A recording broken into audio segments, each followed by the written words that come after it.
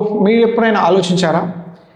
మనం చదువుకుంటున్న లీనియర్ ఈక్వేషన్స్కి అదేవిధంగా డీమార్ట్లో జనరేట్ అయ్యే బిల్లుకి ఏమైనా సంబంధం ఉందని.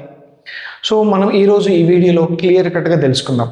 సో మనం చదువుకుంటున్న ఈ లీనియర్ ఈక్వేషన్స్ ఏదైతే ఉందో దాన్ని రియల్ లైఫ్కి ఏ విధంగా కనెక్ట్ చేసుకోవాలి, సో ఏ విధంగా కనెక్ట్ చేసుకుంటే మనకు ఈజీ అవుతుంది, దాన్ని ఎట్లా యూటిలైజ్ చేసుకోవాలనే దాని గురించి మనం ఈరోజు మాట్లాడదాం.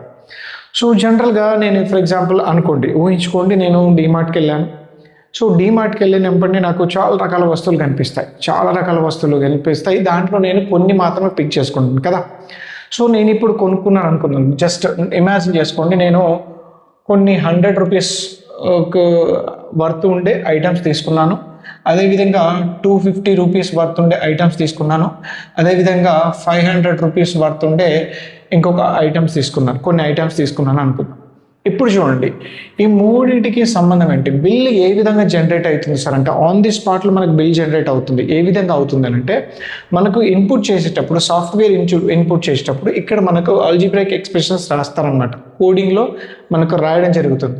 సో ఏ విధంగా ఫర్ ఎగ్జాంపుల్ 100 రూపీస్ వస్తువులు అవి ఏవైనా కావచ్చు సార్. 100 రూపీస్ వస్తువు అది మేబీ ఆయిల్ ప్యాకెట్ కావచ్చు, టీషర్ట్ కావచ్చు, ఏదైనా కావచ్చు.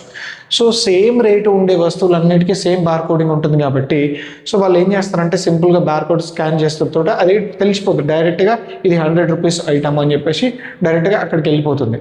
సో ఇక్కడ మనము మేజర్ థింగ్ ఏంటి అని అంటే ఎక్కడ ఏం జరుగుతుంది అని అంటే ఈ 100 రూపీస్ ఐటమ్స్ నేను ఎన్ని తీసుకున్నాను అనే దాన్ని బట్టి ఉంటుంది, బిల్ జనరేట్ అవుతుంది కదా.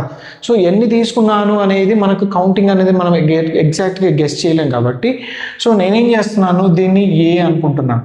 సో ఈ 100 రూపీస్ ఐటమ్స్ నేను ఏ ఐటమ్స్ తీసుకున్నాను, కొన్ని ఐటమ్స్. అదేవిధంగా 50 రూపీస్ ఐటమ్స్ నేను బి నెంబర్ ఆఫ్ ఐటమ్స్ తీసుకున్నాను. సో అదేవిధంగా 500 రూపీస్ ఐటమ్స్ సి ఐటమ్స్ తీసుకున్నాను నేను. ఇప్పుడు చూడండి, నాకు ఇది 100 రూపీస్ ఐటమ్స్, ఇన్ని ఐటమ్స్ కాబట్టి ఈ రెండింటిని మల్టిప్లై చేస్తే నాకు కొంత వాల్యూ వస్తుంది, ఈ రెండింటిని మల్టిప్లై చేస్తే నాకు కొంత వాల్యూ వస్తుంది, ఈ రెండింటిని మల్టిప్లై చేస్తే నాకు ఇంకో కొంత వాల్యూ వస్తుంది.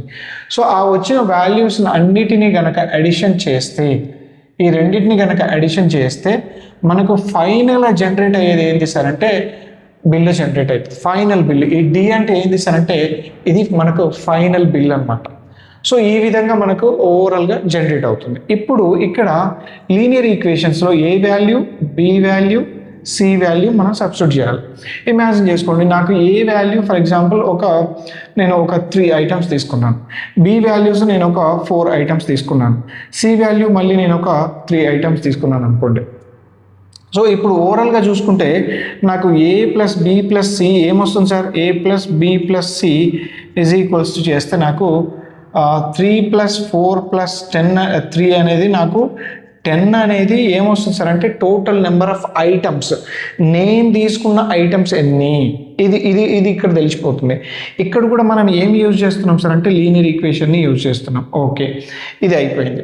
నెక్స్ట్ ఇప్పుడు ఏ వాల్యూలో నాకు ఎంత సబ్స్టిట్యూట్ చేయాలి, 3 ఐటమ్స్ కాబట్టి టోటల్ అమౌంట్ ఏమవుతుంది 100 × 3 ప్లస్ 250 రూపీస్వి నేను ఎన్ని తీసుకున్నాను సార్, 4 తీసుకున్నాను కాబట్టి × 4 ప్లస్ 500 ఎన్ని తీసుకున్నాను, 3 తీసుకున్నాను కాబట్టి 500 × 3.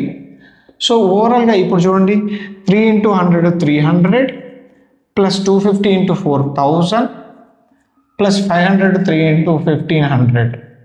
సో ఓవరాల్గా మనకు 2800 అంటే ఇప్పుడు నాకు ఏమొచ్చింది సార్ అంటే డి వాల్యూ, టోటల్ వాల్యూ నాకు వచ్చింది.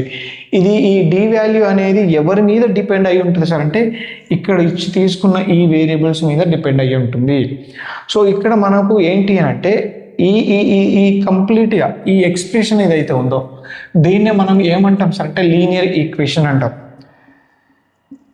Linear equation. సో ఈ లీనియర్ ఈక్వేషన్స్ అనేటివి మనకు రియల్ లైఫ్కి కనెక్ట్ చేసుకొని కనుక మనం చదివితే 100% మ్యాథమెటిక్స్ అనేది ఒక ఇంట్రెస్టింగ్ సబ్జెక్ట్ అనేది మనకు అర్థమవుతుంది. సో ఈ వీడియో కనుక మీకు కనుక నచ్చింది అని అంటే 100% లైక్ చేయండి, సబ్స్క్రైబ్ చేయండి, సో కింద కామెంట్ చేయండి. Thank you so much. Okay.